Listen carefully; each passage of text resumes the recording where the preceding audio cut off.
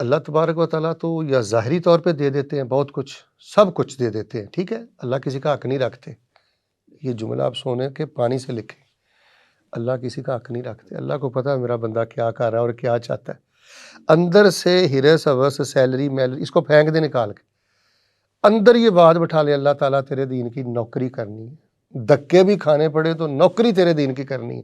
اب اللہ تیرے سپرد معاملہ تو جو بھی کرے گا میرے حق میں، تو اللہ کسی کا حق نہیں رکھتا. گھر دیتا ہے، گاڑی دیتا ہے، سب کچھ دیتا ہے. اگر یہ ظاہری طور پر یہ مالی معاملات نہ بھی ہوں تو میں نے اپنے کئی ایسے مشائخ دیکھے ہیں کہ جن کی 15,000 16,000 سیلری ہے، 16 لاکھ لینے والا بندہ اتنا پرسکون نہیں ہے جتنا پرسکون وہ 16,000 لے کر ہے.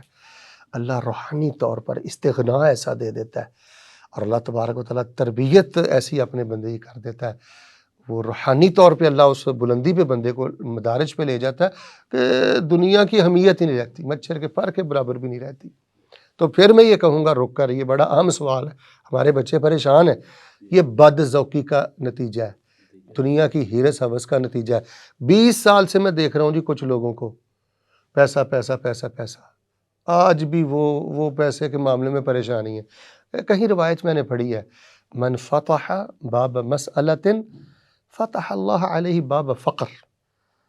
جو نیچے یہ مانگنے کا دروازہ کھول لیتا ہے نا، اللہ تعالیٰ اس بندے کے لیے فقر کا دروازہ کھول دیتے ہیں.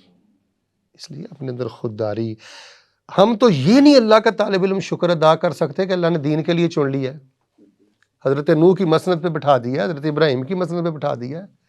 کروڑوں اربوں اور میں یہ سمجھتا ہوں ٹنوں سونا بھی ہو، مجھے بتائیں یہ صحیح البخاری کی ایک روایت کا بھی مقابلہ کر سکتا ہے؟ تو یہ سب سے قیمتی خزانہ ہے، اس کی قدر ہو، اس کی پہچان ہو.